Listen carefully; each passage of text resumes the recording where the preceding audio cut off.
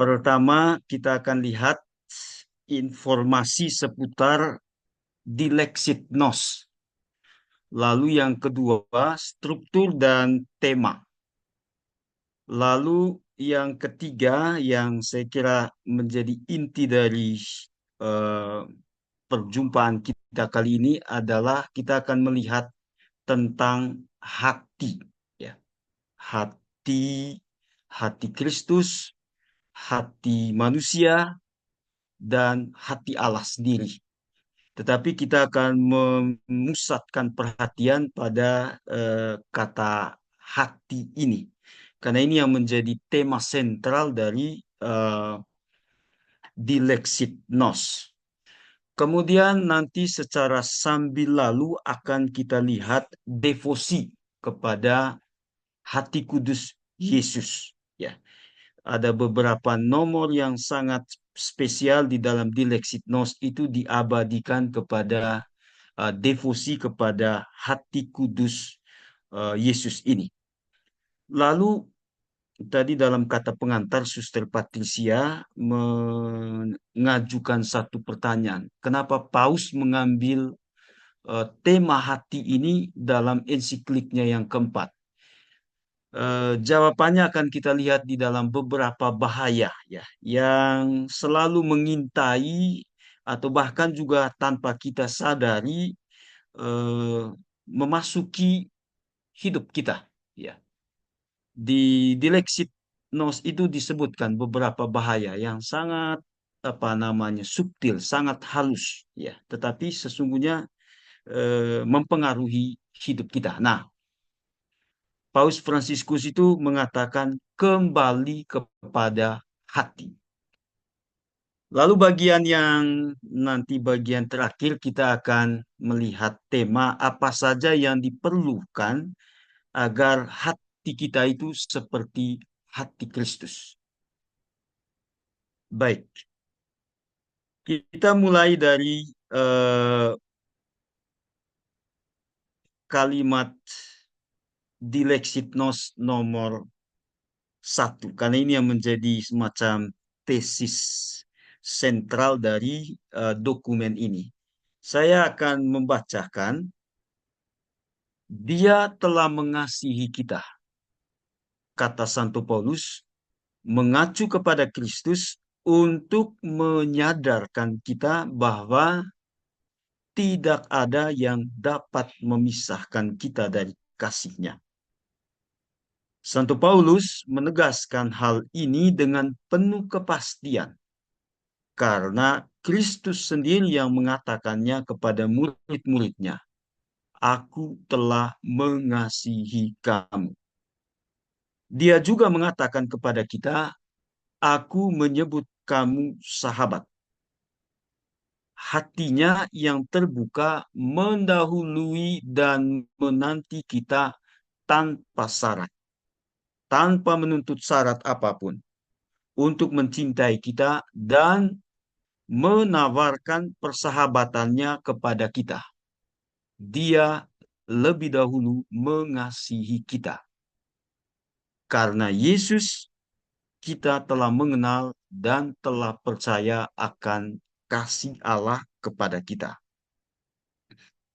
Jadi suster-suster lihat terutama yang merah-merah ini ya.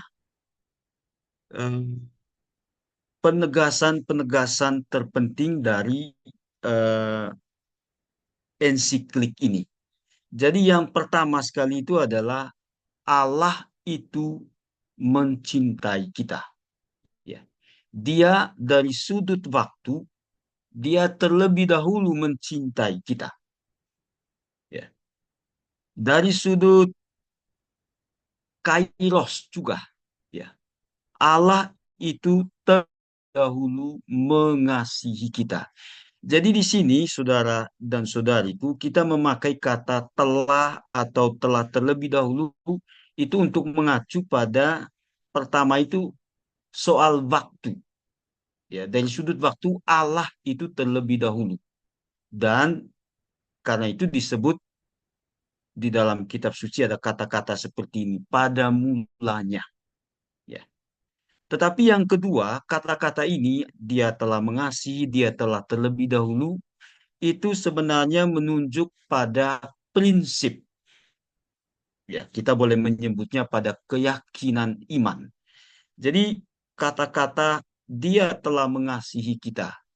Allah telah mengasihi kamu. Hatinya terbuka mendahului dan menanti kita tanpa syarat. Itu memaksudkan dua hal itu. Dari sudut waktu, memang Allah lebih dahulu mencintai kita. Yang kedua itu dari sudut prinsip, ya ini adalah keyakinan. Ya, sehingga dicoba kita bandingkan misalnya di kitab Kejadian. Pada mulanya bumi itu masih kosong dan seterusnya. Di Injil Yohanes juga sama. Pada mulanya adalah sabda. Kata-kata pada mulanya di situ menunjuk baik pada permulaan di dalam waktu maupun juga pada prinsipnya, principium, yaitu bahasa Latinnya. Jadi mudah-mudahan jelas bagi kita sekarang, ya. Allah itu terlebih dahulu mencintai kita dan dengan demikian kemampuan kita untuk mencintai sesama, mengenali Kristus di dalam diri sesama, itu dimungkinkan oleh Allah sendiri. Kenapa dia memungkinkan itu? Ya ini dasarnya. Allah itu lebih dahulu mengasihi kita. Bahasa aku percayanya itu ya, Tuhan itu terlebih dahulu menciptakan kita. Ya. Baru kemudian kita itu menciptakan diri kita sendiri, mewujudkan diri dan seterusnya. Kurang lebih itu penjelasan singkat di Lexitnos nomor 1. Nah sekarang terutama di bagian poin yang terakhir ini. Ya, jadi kasih itu berarti memiliki hati seperti hati Kristus. Ya. Struktur dileksit nos, ya, seperti tadi sudah dikatakan, jadi salah satu bahkan kata kunci utama yang menjadi jiwa dari ensiklik yang keempat ini adalah hati. Ada 5 bab dan ada 220 nomor. Ya, di bab 1 kalau saudara-saudari nanti membaca di sana itu digarisbawahi apa yang dimaksud dengan hati. Ya, dikutip itu Plato, dikutip itu tradisi Yunani, kemudian tradisi Yahudi, apa yang dikatakan di dalam kitab suci dan seterusnya.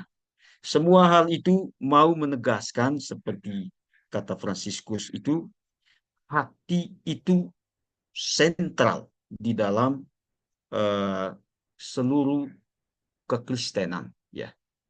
Yang kedua, uh, tindakan dan kata cinta. Jadi di bab 2 ini yang mau digarisbawahi adalah saya kira suster-suster Karitas sangat memahami ini. Ya, jadi cinta itu bukan tentang kata, bukan tentang gagasan. Ya, cinta itu juga bukan sekedar perasaan. Ya, cinta itu bukan sekedar apa istilahnya dimensi dalam dari hidup kita, tetapi lebih dari itu, cinta itu adalah praksis. Cinta itu adalah peristiwa hidup nyata. Ya, cinta itu adalah ya seperti nanti akan kita lihat dalam presentasi ini, cinta itu tidak lain dan tidak bukan adalah setiap kali kita mewujudkan diri, mewujudkan tugas, mewujudkan panggilan kita. Itulah cinta. Jadi, saudara-saudari lihat di sini, cinta itu tidak hanya tentang perkataan, tetapi dia itu adalah praksis. Ya. Dan jika dimengerti demikian, maka kita itu menemukannya di dalam Yesus Kristus, ya, yang diimani sebagai sabda Allah yang menjelma menjadi manusia. Cinta yang menjadi pelaku cinta itu sendiri. Ya. Jadi kita tidak bisa berpikir Yesus itu hanya sebagai anak Allah, putra Allah dan seterusnya, tetapi juga dia mewujudkan sendiri keputraan, ya, atau pangkat atau statusnya sebagai anak, ya. Jadi itu di bab 2. Nah, bab 3 itu inilah hati yang dia kasihi. Jadi yang mau dijelaskan di sini ini yang juga menjadi inti subjudul dari Dilexit Nos itu. Jadi mau dikatakan begini, di dalam Yesus itu kita menemukan 3 hal sekaligus. Ya. Jadi hal pertama di dalam Yesus itu kita menemukan hati Allah. Ya. Seperti apa sih hati Allah itu? Ya, itu disebutkan oleh Dilexitnos itu hati Allah itu seperti Bapa, ya. Dan karena itu dia senantiasa mau menginginkan yang terbaik bagi kita. Ya, disebutkan di dalam Dilexitnos itu ya dari kitab suci juga tentu saja. Allah itu disapa dengan sebutan Aba, ya. Tetapi juga seperti apa hati Allah itu? Hati Allah itu seperti seorang ibu yang memiliki rahim, yang merawat, yang menanti, dan intinya di dalam Yesus itu kita menemukan hati Allah. Saya kira kita ingat sebentar ini di tahun 2015 ya, Paus Fransiskus juga mengeluarkan bula Vultus Misericordiae Vultus, wajah belas kasih Allah. Itu yang mau dimaksud. Ya, jadi di dalam Yesus itu. Lalu yang kedua, di dalam Yesus ini kita juga itu menemukan apa artinya menjadi manusia. Ya, jadi menjadi manusia tidak lain dan tidak bukan bagi kita itu adalah mengikuti Kristus. Dan karena mengikuti Kristus, maka kita juga memperlihatkan seperti Yesus itu wajah kasih Allah. Hati Allah yang punya dimensi kebapaan, tetapi juga punya dimensi keibuan. Yang lemah lembut, tetapi juga yang tegas, ya, setia kepada prinsip, ya, yang merangkul, yang menerima kita, tetapi yang sekaligus juga mendidik dan mengarahkan kita. Ingat kisah anak yang hilang itu, ya. Itu di dalam Yesus. Jadi tegasnya poin yang kedua, inilah hati yang dia kasih. Maksudnya di sini adalah Yesus Kristus itu adalah wajah kasih Allah. Dan yang kedua, di dalam Yesus itu kita menemukan apa artinya menjadi manusia. Dan menjadi manusia itu tidak lain dan tidak bukan adalah mengikuti Kristus. Menjadikan Kristus itu sebagai jiwa, sebagai inti, sebagai prinsip dari pelayanan kita. Masih satu lagi dari bab 3 ini, inilah hati yang dia kasihi. Itu maksudnya adalah bahwa di dalam Yesus, sejarah perjalanan kita ini tidak akan berujung kekecewaan. Ya, mudah-mudahan bisa diterima ini ya. Jadi di dalam Yesus itu kita tidak hanya melihat Allah, kita tidak hanya mengenali apa artinya menjadi manusia, tetapi juga di dalam Yesus itu kita menemukan bahwa masa depan kita, boleh kita menyebutnya surga, cita-cita, dan apapun perjalanan hidup kita ini, itu tidak akan berakhir dengan kesia-siaan atau dengan kekecewaan. Inilah yang sekarang di tahun jubileum ini kita merayakan itu, yang namanya pengharapan itu. Ya, jadi bukan sekedar optimisme belaka ya, tetapi pengharapan itu adalah keutamaan yang Tuhan tempatkan, seperti halnya kasih itu di dalam hati kita dan mengarahkan kita dari dalam menuju eh, Allah sendiri. Jadi positif masa depan kita itu. Ya, tetapi juga di sini maksudnya ialah bahwa di Dilexit Nos ini ya, di bagian yang ketiga ini penting sekali tentang bagaimana hati itu kadang tidak dimengerti. Dan itu yang menyebabkan kesengsaraan. Kesengsaraan itu maksudnya adalah ya menderita. Ya, tetapi yang menarik adalah bahwa sengsara Kristus itu seperti yang kita renungkan di masa Pekan Suci ini ya, itu menyelamatkan kita, menebus kita. Bagaimana itu terjadi? Ya dengan mengambil bagian di dalam penderitaan Kristus, tetapi juga dengan peduli pada yang lain. Jadi kita lihat di sini sekarang bagaimana di dalam Yesus itu seperti judul ensiklik ini, cinta ilahi dan cinta manusiawi itu bertemu, berjumpa, ya. Dan itulah jaminan cinta kita. Jadi eh, sangat inti bab yang ketiga ini. Lalu bab yang keempat tentang kasih yang melegakan dahaga. Ya, jadi di bagian yang keempat ini selain ditampilkan devosi apa namanya devosi hati kudus Yesus itu juga ditampilkan begitu banyak santo dan santa itu orang-orang kudus ya antara lain Fransiskus dari Sales, Santa Teresia, Santa Margherita, kemudian Santo Bonaventura, kemudian ada satu teolog besar juga di tahun 1900-an itu Henry Newman, kemudian kita juga masih pasti tahu ini Santo Yohanes Paulus kedua. Jadi kesaksian-kesaksian santo dan santa ini kita hanya menyebut beberapa tentu saja ya. Itu menjadi semacam oase ya. Menjadi semacam mata air yang apa ya, di satu pihak melegakan, meneguhkan kita yang sedang bersiara ini, tetapi juga di lain pihak kesaksian hidup mereka mengingatkan kita bahwa kita juga bisa dengan keadaan kita, dengan situasi kita melakukan hal yang sama. Nah, saudara dan saudariku, kasih yang melegahkan dahaga itu di bab ini ditampilkan itu santo dan santa itu ya, yang tadi saya sebutkan itu. Mereka itu dapat menjadi contoh unggul tentang bagaimana kasih Kristus itu dihidupkan, diekspresikan. Tetapi sekaligus pada saat yang sama, bagaimana orang-orang yang menyaksikan perwujudan kasih itu dilegahkan, diteguhkan. Ya. Lalu bab 5 ini juga yang menjadi sangat inti dari dileksit nos ini.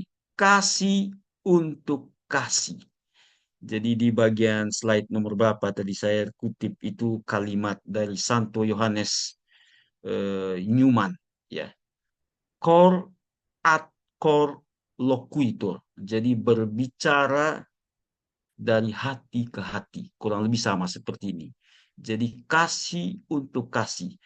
Di bab kelima ini ditampilkan hal-hal yang praktis ya untuk menjelaskan sebenarnya ini dimensi sosial dari adorasi.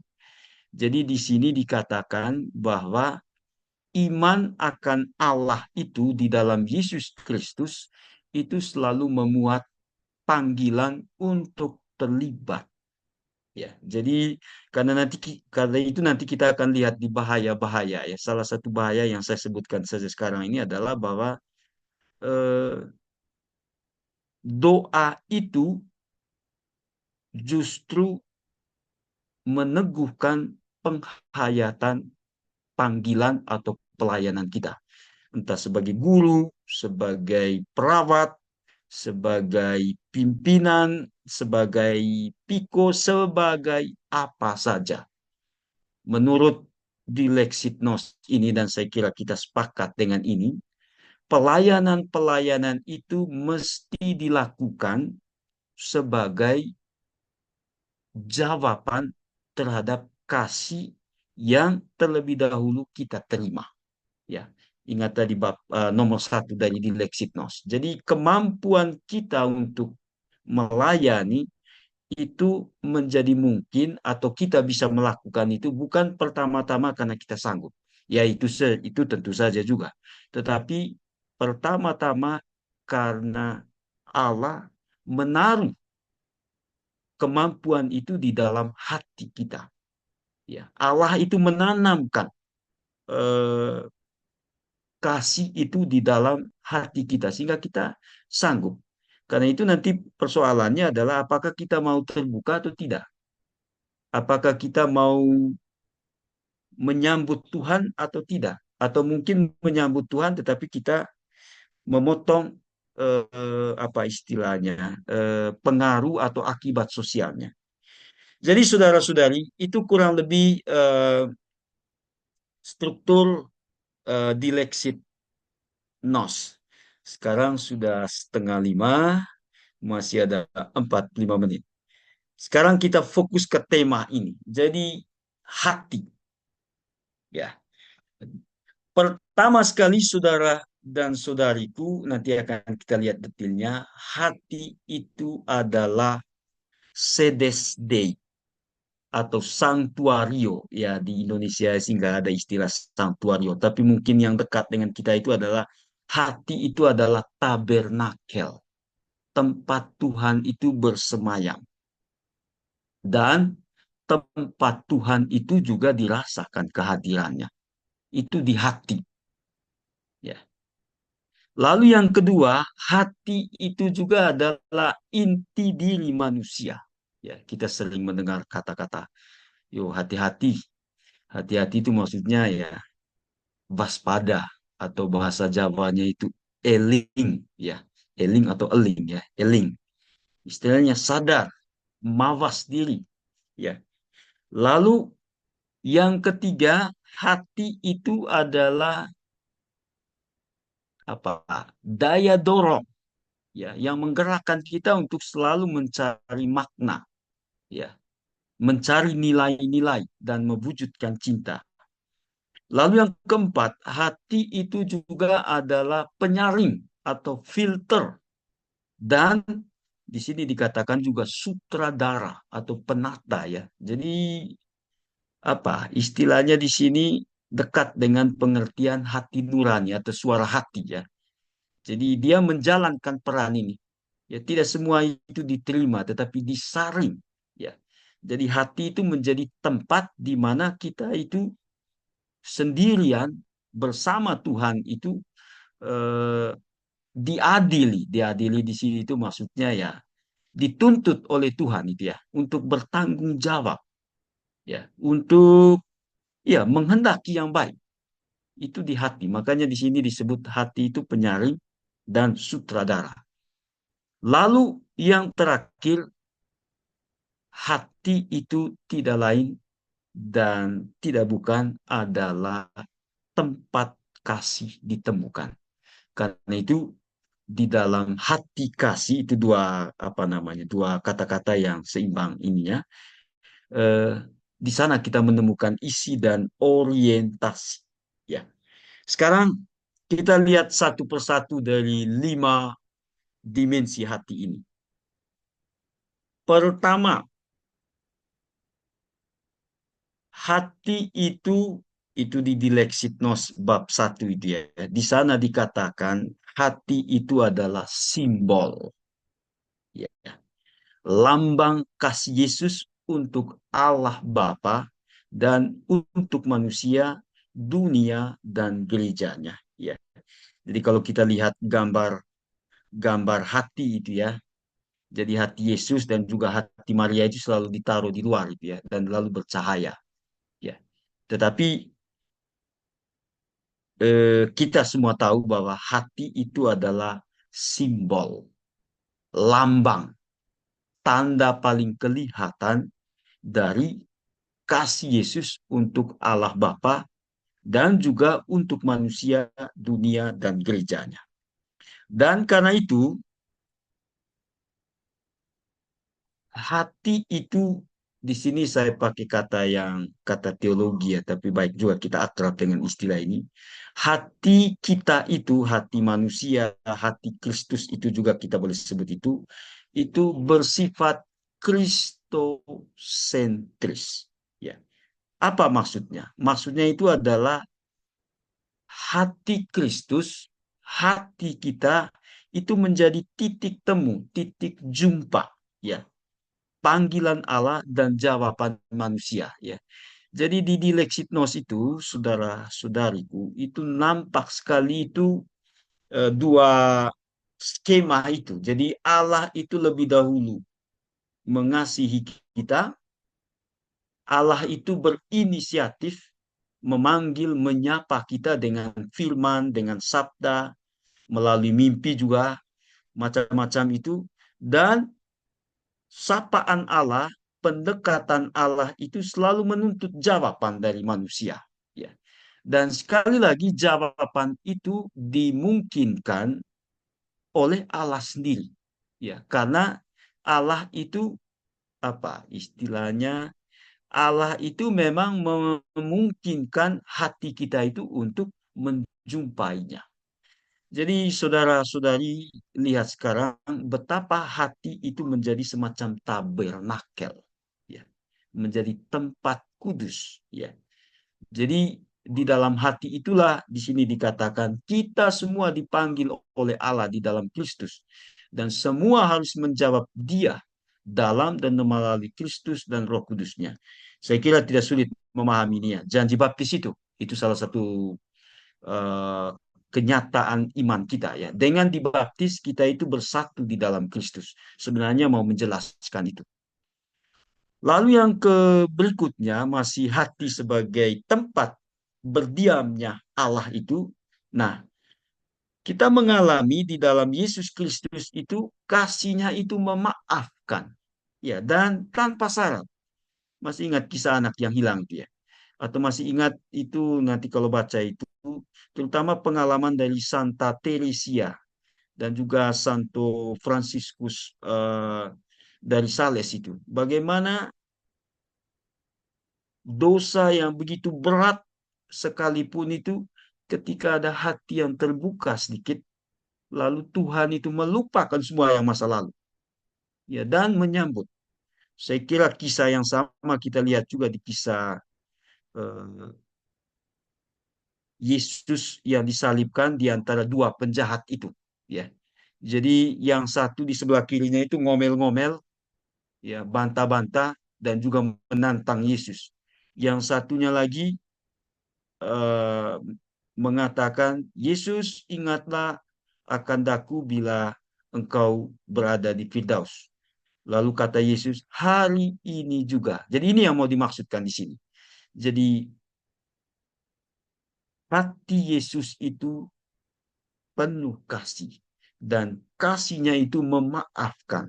Jadi kalau di sini disebut memaafkan, itu artinya menerima tanpa syarat. Ya, jadi kita sering mendengar, saudara-saudari ya, dan mungkin terlihat atau terdengar indah untuk mendengarkan. Ada orang mengatakan begini, saya bisa mengampuni kamu, tetapi tidak bisa melupakan. Ya, jelas itu kurang Katolik dan kurang mengikuti Kristus. Ya, yang Katolik dan kalau sungguh-sungguh mengikuti Kristus itu adalah memaafkan dan melupakan, ya, atau tidak mengingat, bukan memaafkan tetapi lalu tidak melupakan. Ah, itu ada syaratnya kalau yang begitu-begitu itu. Ya, tetapi kalau kasih Kristus seperti itu, dia menerima, menyambut dan melupakan semua. Jadi kita itu lalu menjadi di sini dikatakan menjadi manusia baru.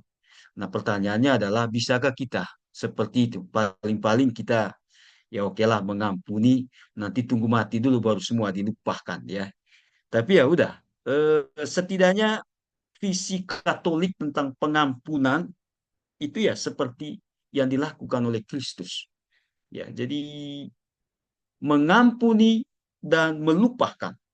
Ya, memang pasti tidak mudah ya, karena ada kaitannya dengan sikap ikhlas.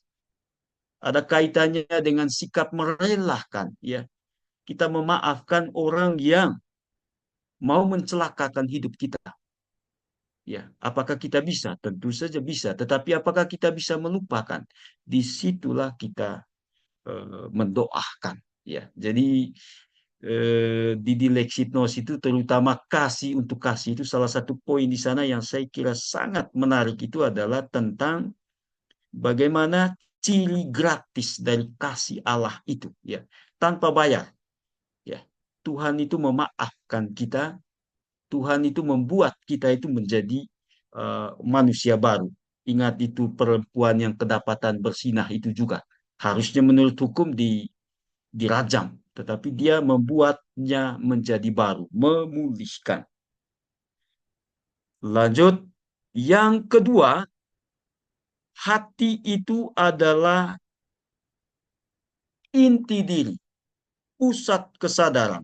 Jadi menyatukan, ini pakai kata-katanya Plato ini ya, tapi juga studi-studi psikologi ya. Dikatakan di sini hati itu menyatukan dimensi rasional atau kepala dan instingtual, artinya rasa belaka ya.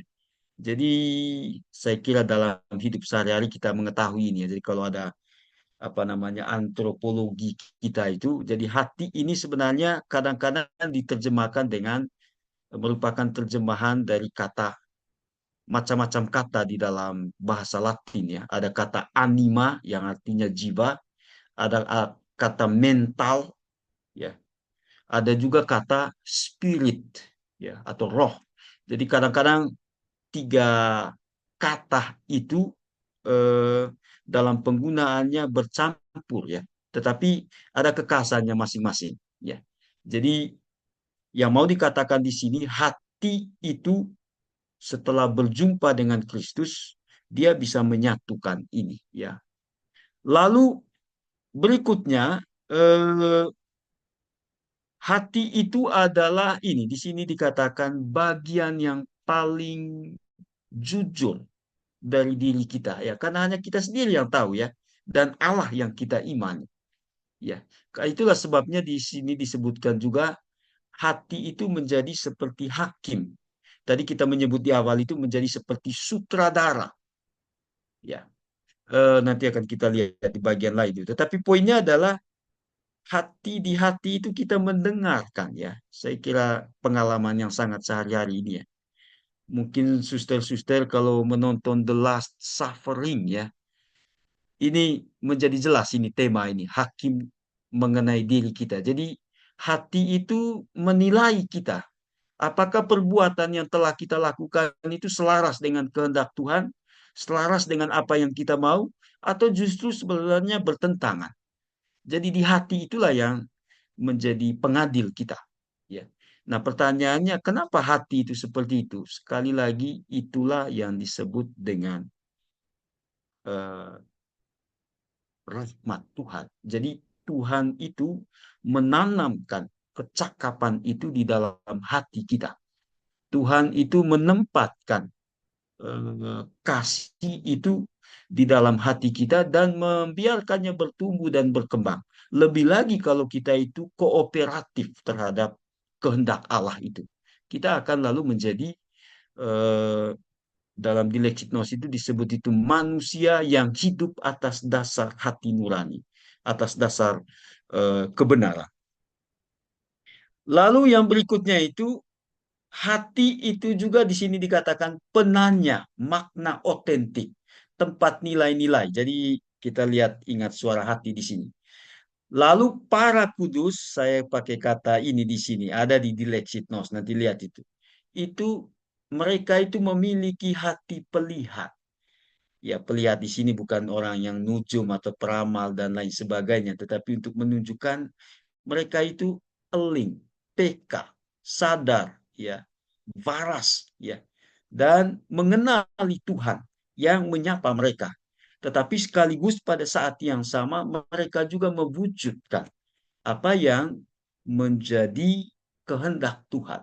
Ya, jadi intinya di sini di poin yang kedua ini adalah bahwa hati itu adalah inti diri kita, pusat. dimensi dalam, hakim, penanya ya dari keberadaan kita. Lalu yang ketiga, hati itu juga adalah tempat, ya, tempat makna. Ya, jadi saya kira ini juga sangat jelas bagi kita ya. Eh, di sini saya mengatakan di sini di dalam hati kita itu mendengarkan perintah moral. Ya, jadi inilah dia yang hatinya kukasihi. Jadi poinnya adalah dengan mendengarkan hati, kita sebenarnya membuka diri bagi pengenalan akan kewajiban moral, ya, atau kewajiban etis. Apa kewajiban moral atau kewajiban etis itu? Lakukanlah yang baik dan jangan lakukan yang jahat. Ya. Begitu kita melakukan yang baik, hati kita itu menjadi tenang. Begitu kita melakukan yang jahat, hati kita itu menjadi amburadul, tidak seimbang kita itu. Kenapa itu? Karena Tuhan itu menempatkan hati itu dan hati itu penuh kasih. Ya, saya kutip di Lexinos 190 di sini. Jadi di sini dikatakan hati yang mampu menyesal akan tumbuh dalam persaudaraan dan solidaritas. Saya kira kita lihat pokok berikutnya ini sekarang. Ah, eh, di Lexinos nomor 217. Ya.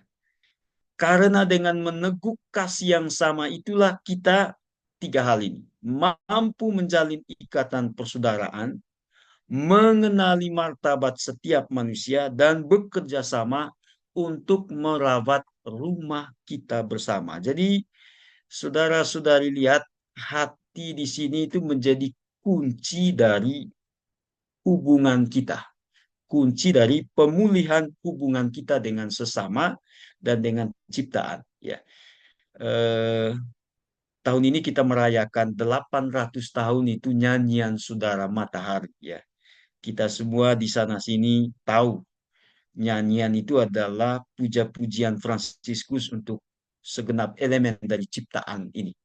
Ya, tetapi kita juga sekaligus tahu pujian itu memuat panggilan. Ya, pujian itu memuat semacam perintah, ya, perintah, katakanlah perintah moral, ya. Apa isi perintahnya? Ya, ini bekerja sama merawat rumah kita bersama, ya. Jadi kita ada di tahun ini. Tetapi dalam kaitan dengan hati ini, saudara dan saudari, ini semua, ya, jadi menjadi mampu bersaudara, mengenali dan menghargai martabat manusia, dan bekerja sama untuk merawatnya, itu hanya mungkin karena kita mampu menyambut Tuhan yang membuka hati kita. Yang keempat, eh, hati itu adalah filter. Ya, kita semua tahu filter ini ya, itu penyaring. Ya, lalu sutradara. Sutradara tadi kita sebut sebelum ini hakim, ya. Apa maksudnya ini? Maksudnya ini adalah seperti ini. Jadi hati itu menjadi tempat untuk memilah-milah, untuk membeda-bedakan, ya, yang baik dari yang buruk, membedakan antara cinta dan benci, solidaritas dan egoisme dan seterusnya. Yang mau kita garis bawahi di sini adalah para santo dan santa mereka berhasil, ya, melakukan apa yang disebut dengan discernment ini. Mereka mampu mendengarkan hati mereka. Dan karena itu kita lihat poin yang berikutnya ini, hati itu dalam arti atau dalam fungsinya sebagai filter, itu menjadi tempat di mana kita memilih dan mengambil keputusan mengenai hidup kita. Jadi pusat tanggung jawab, ya, dan integritas. Hati itu menjadi tempat Kristus tinggal. Kita ingat poin yang pertama tadi, sedes dei, ya, tempat Kristus itu bersemayam dan membuat kita itu menjadi hidup dan aktif. Ya. Bagian yang terakhir, kasih itu pada akhirnya menjadi isi dan orientasi dari hati. Ya, jadi yang pertama di sini saya ambil dari Dilexitnos bab 5 ya, yang tadi sudah kita dengarkan secara sambil lalu. Jadi penting sekali di sini adalah eh, kasih itu merupakan jawaban terhadap Allah yang terlebih dahulu mendekati kita. Jadi skema dasarnya tadi di nomor satu dari di Lexitnos, ya, skema dasarnya itu adalah pertama sekali itu adalah Allah terlebih dahulu mencintai kita, mendekati kita. Allah lah yang berinisiatif. Ya. Dan yang kedua, kalau kita menanggapi kasih Allah itu, maka tempatnya adalah di hati. Ya, tempatnya adalah keterbukaan hati kita. Jadi selama hati kita itu tertutup, tidak mau membuka diri, ya rahmat Allah juga tidak akan bekerja. Kira-kira begitu apa namanya pola pikirnya. Jadi di Dilexitnos itu bahkan kuat ini ya. Setiap tindakan apapun yang kita lakukan, pelayanan apapun yang kita lakukan, itu pertama-tama dilihat sebagai bakti, ya. Dilihat sebagai jawaban, dilihat sebagai tanda terima kasih kepada Tuhan yang terlebih dahulu melimpahkan kasihnya. Jadi jangan dibalik, ya. Jadi eh, bukan dari pelayanan kepada Allah, tidak, dari Allah sendiri di dalam Kristus itu menjadi model dari pelayanan kita. Ya, saya kira hanya dengan itu ya, maksudnya kasih untuk kasih itu menjadi efektif bagi kita. Ya. Dan kalau kita melihat ya, disebutkan juga di Dilexitnos itu ya, ada beberapa kisah kisah di Injil itu ya, anak yang hilang, percakapan Yesus dengan perempuan di Samaria, kemudian pengalaman Maria Magdalena ya, yang setelah kebangkitan, ketika nangis-nangis itu ya dia tidak bisa melihat Yesus dengan baik. Tetapi Yesus itu baru dikenalnya setelah Yesus itu memanggilnya dengan namanya. Artinya apa? Sekali lagi pola itu kuat di sini. Kuat itu maksudnya adalah bahwa Allah itu terlebih dahulu mencintai kita. Ya. Jadi itulah yang kita sebut di dalam bahasa sehari-hari itu dengan istilah anugerah. Hidup itu anugerah. Hidup itu diberikan. Hidup itu adalah kalau saudara-saudari kita yang muslim itu mengerti hidup itu sebagai amanah, tugas atau misi. Ya. Jadi kenapa seperti itu? Karena itu diberikan, dimandatkan oleh Allah. Jadi kalau kita menyetujui itu, menerima itu, maka terjadilah yang di sini dikatakan ciri jawaban terhadap panggilan Allah. Jadi kasih kepada Allah dan kasih kepada sesama itu lalu bukan dua hal yang apa istilahnya dipisah-pisahkan, tetapi itu satu kesatuan seperti tarikan napas itu. Ya, ya di Lexinos itu juga disebut itu kisah pengadilan terakhir. Ya, bagaimana Kristus itu membiarkan dirinya itu dikenali melalui wajah orang-orang miskin.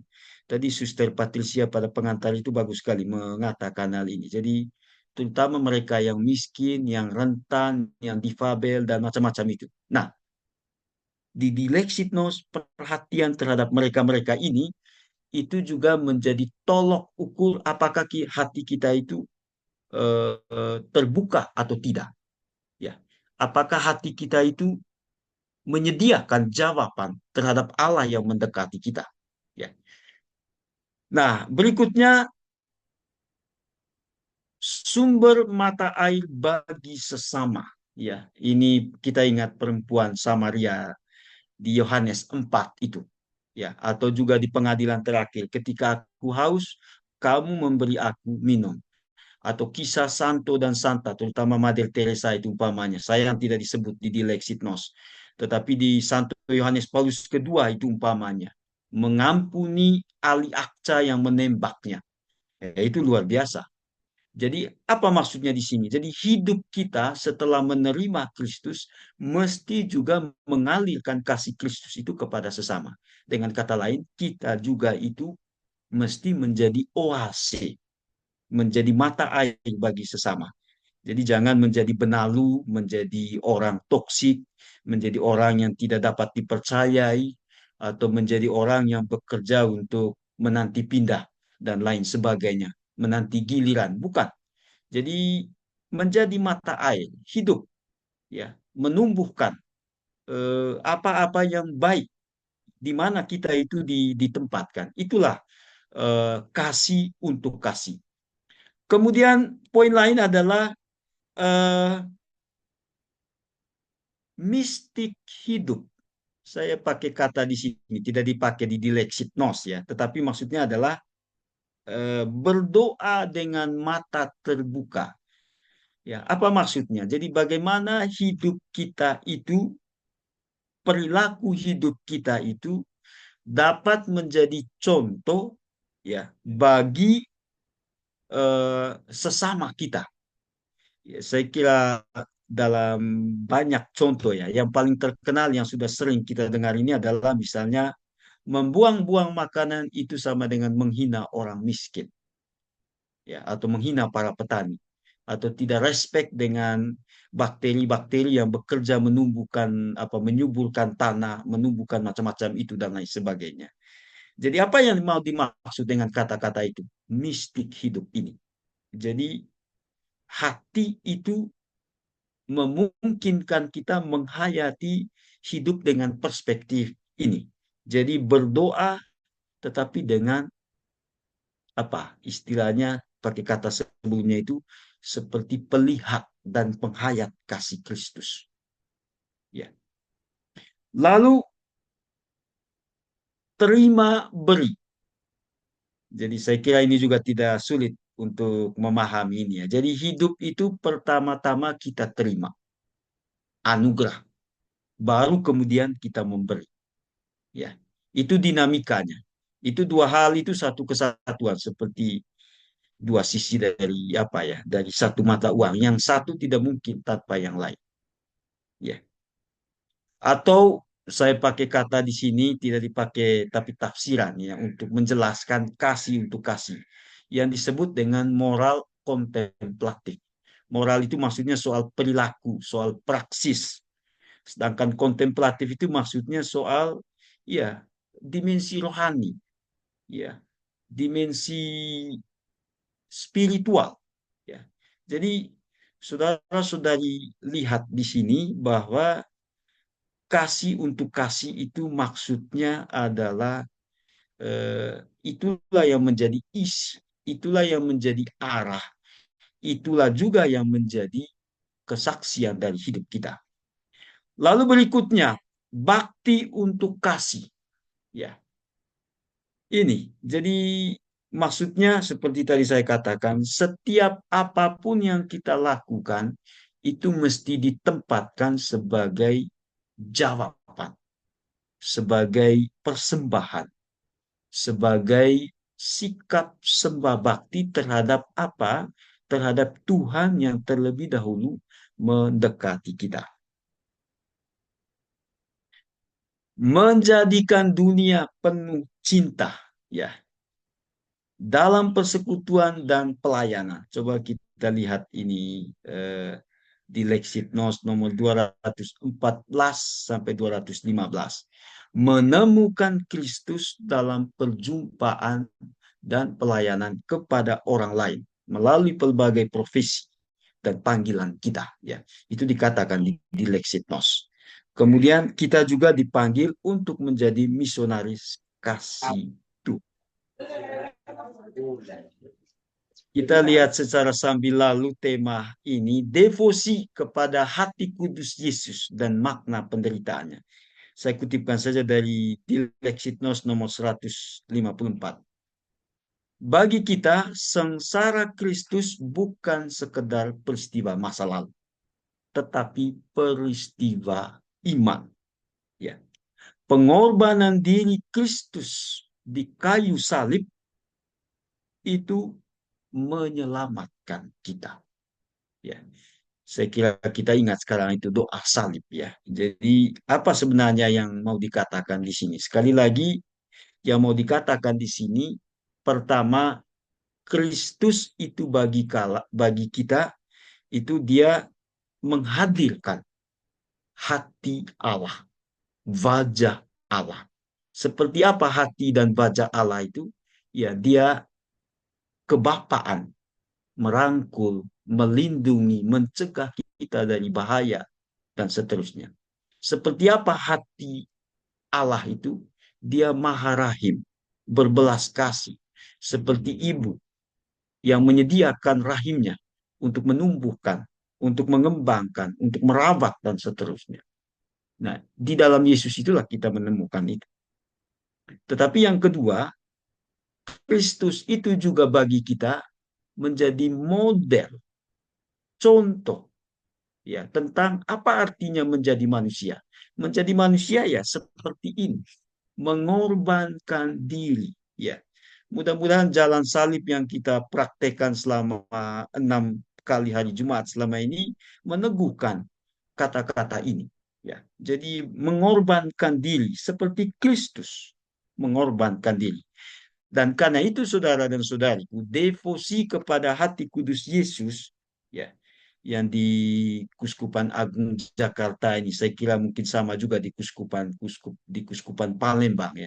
Jumat pertama di dalam bulan itu diabdikan, didedikasikan untuk devosi kepada hati kudus Yesus ini.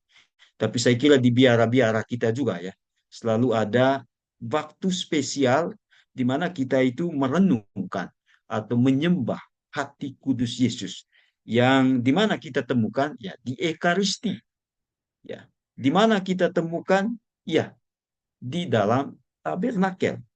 Di mana kita temukan ya di dalam hati kita yang sudah kita baharui. Sekarang kita mau masuk ke tema ini, beberapa ancaman terhadap hati kasih. Nah, saudara-saudari, saya menulis di sini hati kasih untuk menjelaskan bahwa hati itu pada akhirnya ya adalah tempat kasih itu ditemukan. Pertanyaannya adalah kasih siapa? Kasih Allah kepada Yesus, kasih Yesus kepada Allah dan kepada kita, dan kasih Yesus kepada gerejanya. Ya, dengan kata lain, di dalam dan melalui hati itu kita menemukan kasih Kristus untuk kita. Tetapi sekaligus juga kasih yang sejati itu selalu lahir, bertumbuh dan berkembang dari hati yang terbuka terhadap Allah. Jadi itu kurang lebih konsep dasar kenapa dipakai kata hati kasih. Ya, jadi artinya bukan hanya hati yang penuh dengan kasih di sini, hati yang dijiwai oleh kasih, tetapi juga maksudnya adalah hati itu 11-12 pengertiannya dengan kasih. Karena apa? Begitu kita bertindak kasih, begitu kita mengasihi sesama, orang lalu menjadi tahu ya bahwa kita itu memiliki hati yang baik. Jadi mencintai saudara dan saudariku adalah tanda kenal kita memiliki hati yang baik. Ya.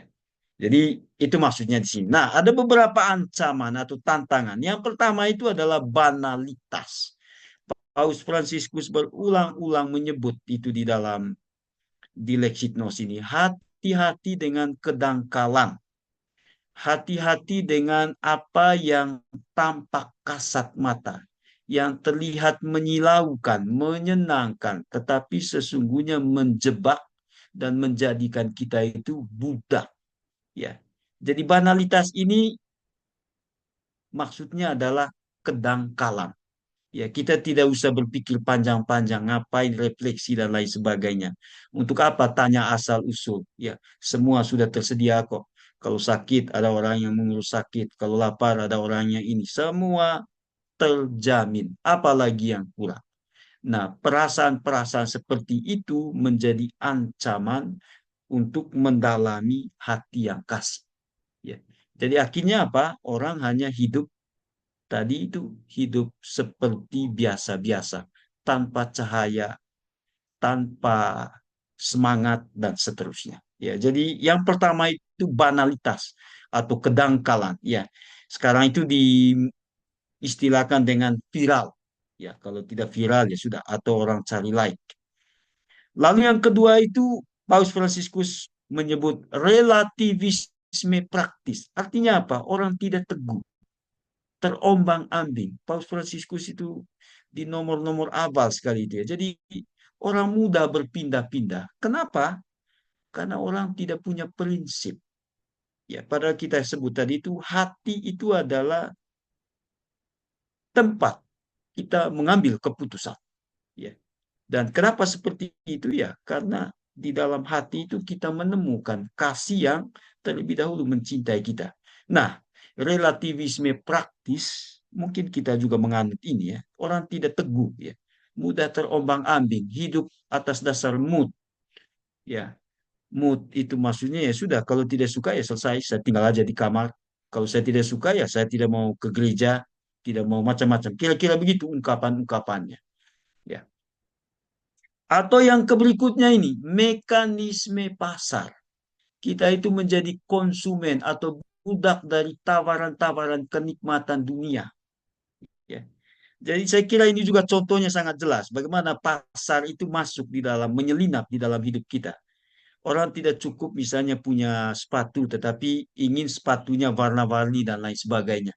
Supaya terlihat elok dipandang. Nah ini, budak dari zaman atau dunia.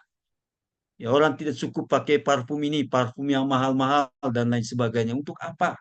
Kira-kira begitu. Ini karena mekanisme pasar. Atau contoh contoh dari Paus Suara Francis. Pater hilang. Suara Halo, Pater hilang. hilang. Tidak Sekarang sih, jelas. sangat jelas, Sudah, Sister. sudah. Mungkin hanya di Oh, tempatnya. eh, mekanisme pasar. Jadi jangan sampai kita menjadi budak dari tawaran-tawaran kenikmatan dunia, gonta-ganti baju, gonta-ganti sepatu, gonta-ganti macam-macam itu. Jadi kita lalu menjadi tidak tetap. Karena apa? Pasar. Ya, lalu melihat hidup ini sebagai komoditas. Ya, jadi diperjualbelikan. Ya. Lalu eh, narsisme dan egoisme. Paus Fransiskus menyebut juga dileksit nos. Ya, dia katakan begini, salah satu gejalanya ya, orang takut kotor, takut menderita. Ya, penderitaan itu tidak pantas melekat pada manusia. Sehingga orang itu tidak mau menerima ketuaan. Orang itu tidak mau menyentuh mereka yang tangannya ringkih, ya, tangannya sakit atau yang aromanya tidak menyenangkan hati. Kenapa? Ya ini narsis. Ya, aduh, saya tidak mau seperti itu. Saya tidak mau seperti ini. Ya, kalau bisa ya di bioetika ini kuat ini tema-tema ini. Jadi orang ya sudah daripada repot-rapot lebih baik kita selesaikan dengan eutanasia atau daripada ini dan lain sebagainya. Jadi orang ketika kita bicara tentang fratelli tutti itu orang fobia pada apa yang dalam tanda kutip itu berbeda dari yang normalnya, ya. Misalnya tua itu tidak normal menurut pendapat ini. Karena tidak normal, maka ketika menemukan yang tua, aduh menghindar, mengelak, ya. Nah, padahal kita itu justru diajak ke sana. Kemudian berikutnya, itu empat.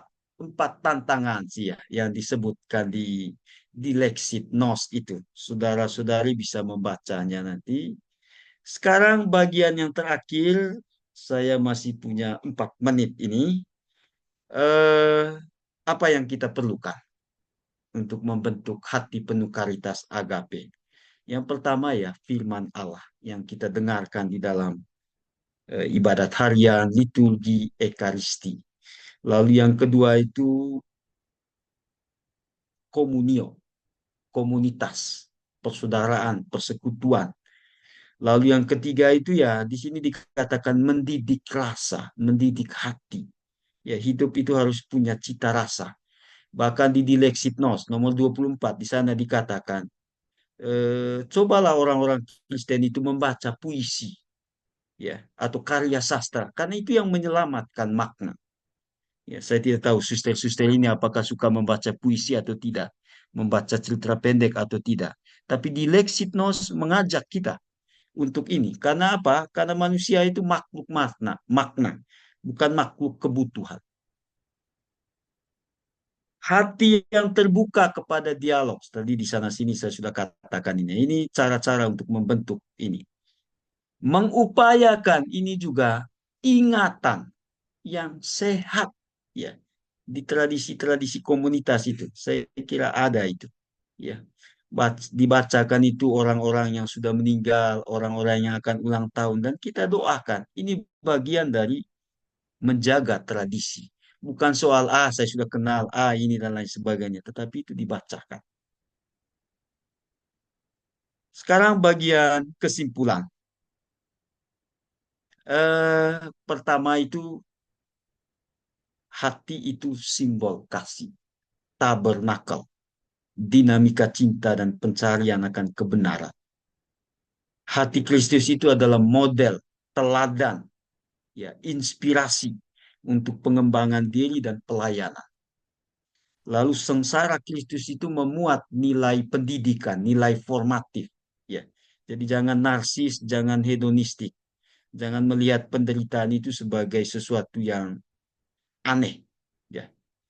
Lalu hati itu tempat perjanjian, tempat komitmen, energi misi. Dan karena itu bagian yang terakhir itu membentuk hati kasih tidak lain dan tidak bukan itu adalah inkarnasi dari kasih Kristus. Dan pada akhirnya itulah yang disebut dengan eh, karitas. Slide terakhir, dalam belas kasihnya Tuhan tidak mencintai kita dengan kata-kata saja. Sebaliknya, ini yang tadi berulang-ulang dikatakan. Dia datang menemui kita dengan kedekatannya. Dia menunjukkan kepada kita kedalaman kasihnya yang lembut. Jadi, Suster Patricia, Suster Margaret, presentasinya sampai di situ. Luar biasa. Terima kasih Pak. Tepat waktu 17.15. Ya, Pater, Suster. terima kasih banyak atas Sama-sama, Suster. materinya.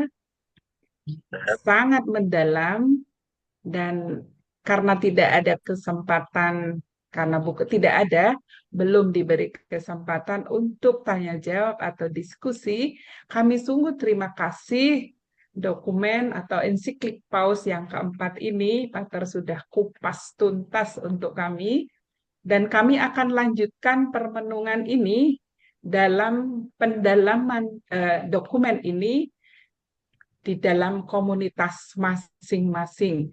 Saya harap para suster setuju bahwa dokumen ini kita dalami di dalam komunitas kita masing-masing. Dan sungguh hati itu segalanya untuk Tuhan. Bagi saya begitu, Pater, mendengarkan ini semua bahwa hati kita ini adalah segalanya milik Tuhan. Hati ini milik Tuhan. Sekali lagi terima kasih banyak, Pater. Kami sudah disegarkan, kami sudah dibekali untuk melanjutkan kesetiaan kami kepada Tuhan melalui kesetiaan janji kami kepada gereja. Untuk itu kami tutup dengan doa oleh Suster Vianita. Apakah Suster Vianita masih standby? Masih, Suster. Dipersilahkan, Suster. Baik, Baik, Suster. mari kita berdoa. Marilah kita berdoa dalam nama Bapa dan Putra dan Roh Kudus. Amin. Allah Bapa yang Maha Kasih, terima kasih atas pengalaman yang boleh kami alami dalam pertemuan ini. Terima kasih pula atas pengetahuan, wawasan, dan inspirasi yang boleh kami terima. Semoga boleh menjadi berkat bukan hanya untuk kami sendiri, tetapi juga untuk sesama kami. Lindungilah kami dalam setiap langkah, dan tuntunlah kami agar selalu berjalan sesuai dengan kehendak-Mu.